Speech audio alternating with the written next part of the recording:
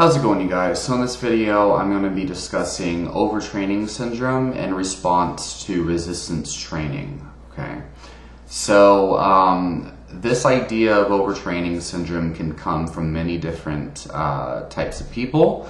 So I've had everything from actual elite level athletes who can squat over 500 pounds, deadlift over 600, and bench press over 360. And I've also heard some, claims of overtraining syndrome from people who think they're overtraining when they're doing, they're hitting very, very basic numbers, like benching 200 pounds, deadlifting like 400, and squatting 300 pounds. And they're only squatting once a week, benching once a week, deadlifting once a week. And they're convinced that they have overtraining syndrome just because they're sore all the time and they're tired all the time. And maybe they can't sleep or something. So, first of all, okay, let me tell you this much. If you are actually overtraining, okay, so first of all, if you're only benching, squatting, and deadlifting once or even twice a week, chances are very likely that you're not overtraining, like not in a clinically significant way. You might be overreaching, but you're not overtraining.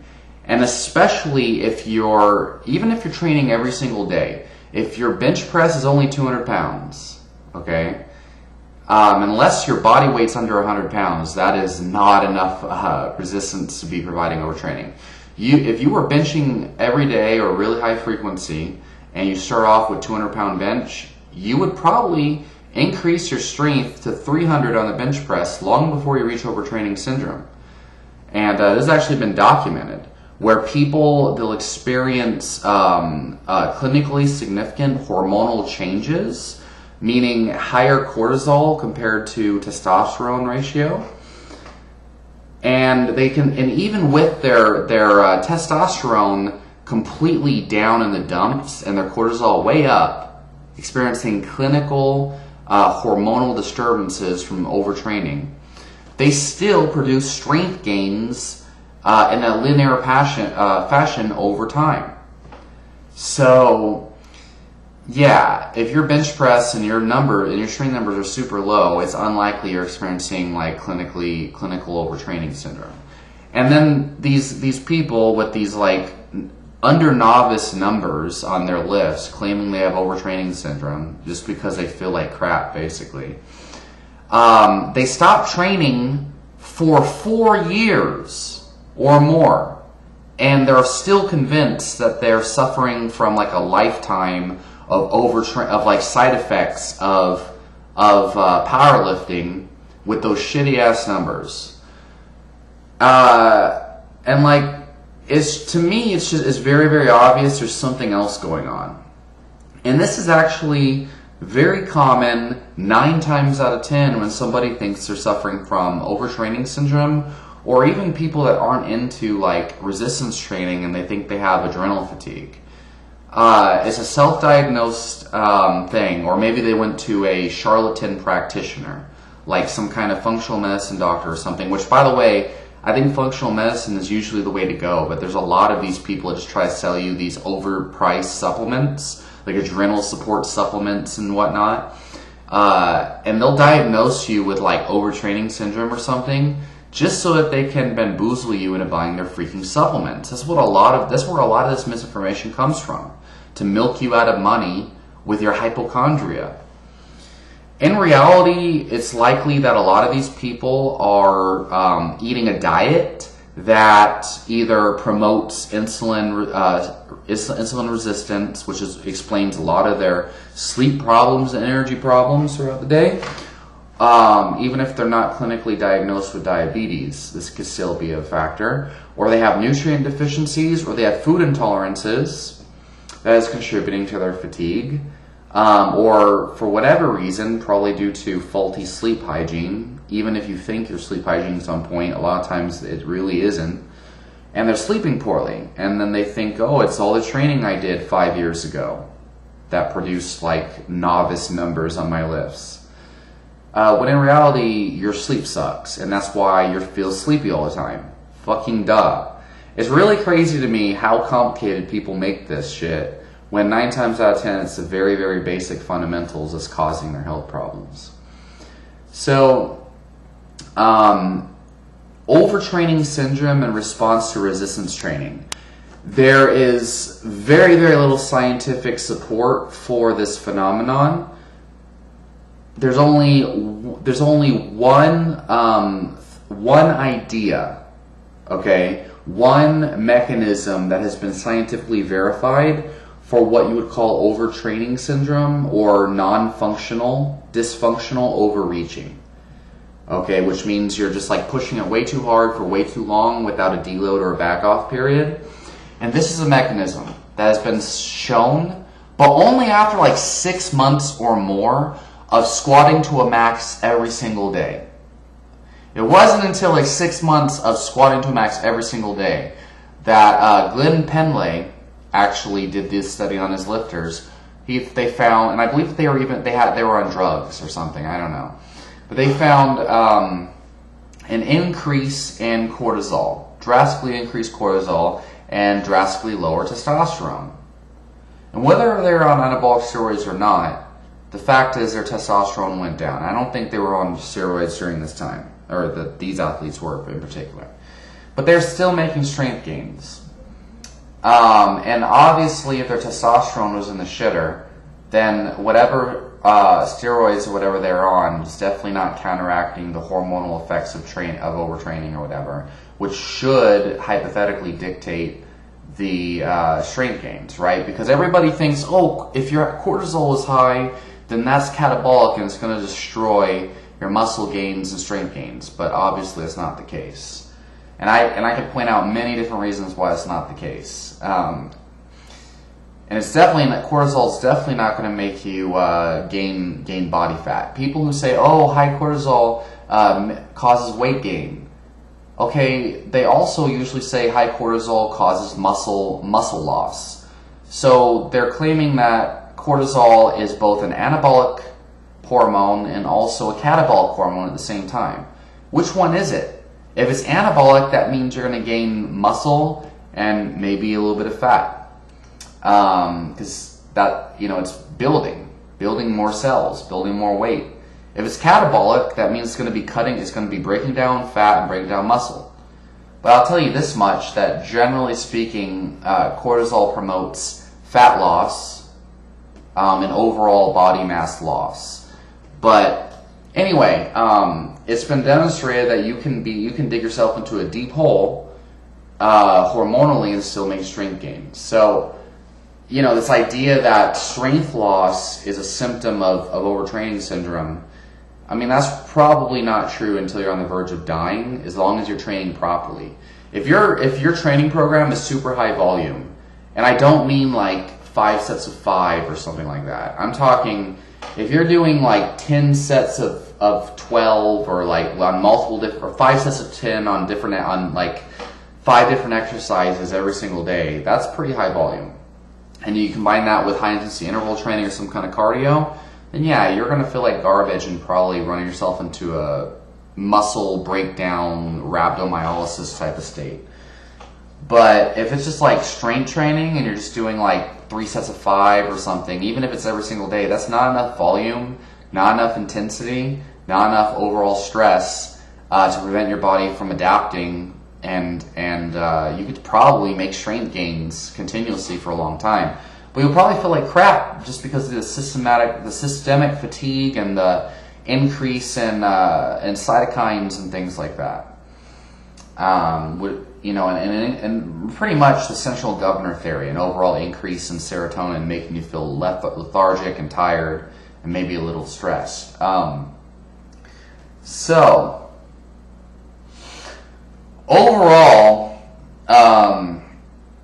I'm not telling you guys it's okay to like just go balls to the wall and train as hard as you can on a regular basis. But what I'm saying is, when we're diagnosing ourselves with certain things, we're slapping labels on things, especially if we're insisting that it's got to be true, and when you're really being ridiculous, and you're like 5 years later after you stop training, you still think you have that problem, you should probably go see a real doctor. Go see. It doesn't matter what type of doctor it is. You need testing.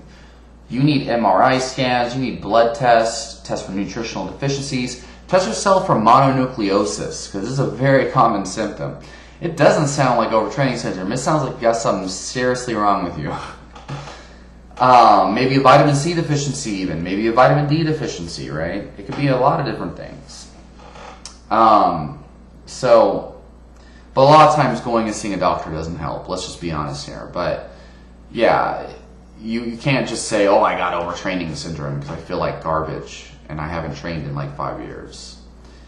So another thing is that so it's been scientifically shown that your endocrine system actually will adapt to the stresses you place upon it. And so if you slowly work your way up to training, even at high volumes on a regular basis every day, so your nervous system, first of all, adapts to producing more overall adrenaline in response to high-intensity exercise when you start training. So if you've never trained before, your adrenaline response to exercise is going to be low. So you won't be able to exert as much force or nervous system activity when you first start training, which is why it feels horrible. But then, the more frequently that you train at higher intensities, the more overall adrenaline your nervous system adapts to producing in that one bout of exercise. And so short term, hypothetically, you can reach an area where your nervous system cannot produce enough adrenaline to meet the demands of that exercise, or you find yourself in a situation where you feel like your adrenaline is burnt out, where instead of being high energy, now you're super low energy. But the problem is that it doesn't stay that way unless you're in a state of sickness or malnourishment. So mostly adequate protein and micronutrients, especially things like vitamin C and minerals like magnesium, most specifically, and probably B12 and some of the B vitamins, B1, thiamine.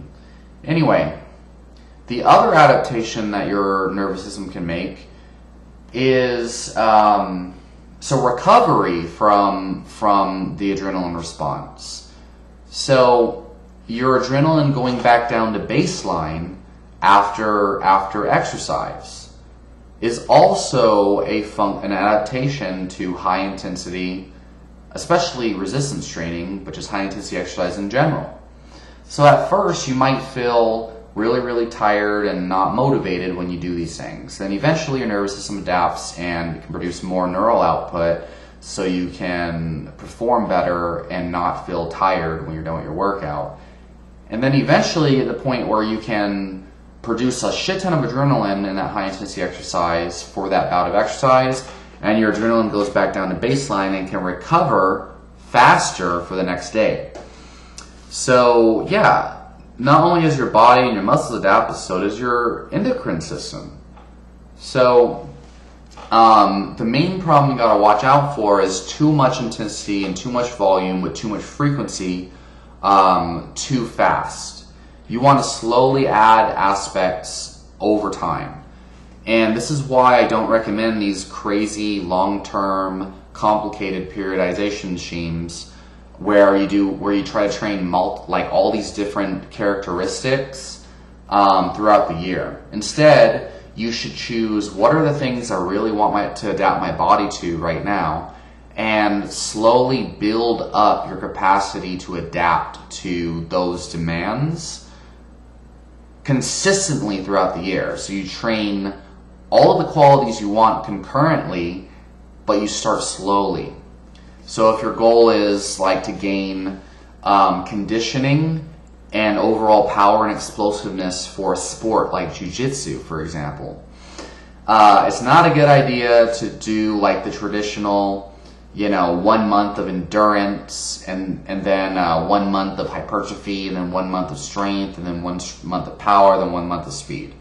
because for each month you're going to get pretty good for 4 weeks, but then as soon as you start to train another system and you stop training the previous system, your body's going to lose those adaptations. And so you get a little bit better over time, but not nearly as good as if you're just consistently train all the qualities you want concurrently for a long period of time. But how you do this without overtraining and while still adapting, which this will just probably make you way, way better over time than if you do the other route, is so you start off with, so let's say jiu-jitsu, that's like 5 minutes, super high intensity, sometimes for 3 sets, like 3 rounds per session. So you can start off with like 1 minute high intensity with 1 minute rest. You just do, maybe one set for the first week, and you also train your power movements like power cleans and power snatches. And then maybe you also do like the power lifts for overall strength capacity, but also maybe throw in like a set of 20 or something, muscular endurance. But you only do one heavy set, one set in general, one top set for each of those systems per session. And you start off with either 2 or 3 sessions per week. And the goal is you're training those systems that you want, all of them at the same time, but you're just starting them slowly. So one heavy set of 5 on the main strength building exercises, one heavy set of 1 to 3 on your power exercises, one hardcore round of high intensity glycotic exercise, like for example, a hardcore run for 1 to 3 minutes, okay, where it feels like you're sprinting, but you're obviously not going fast enough. You're able to maintain it for like 1 to 3 minutes to start to build that glycotic energy system for the 5-minute rounds you'll do during jiu-jitsu.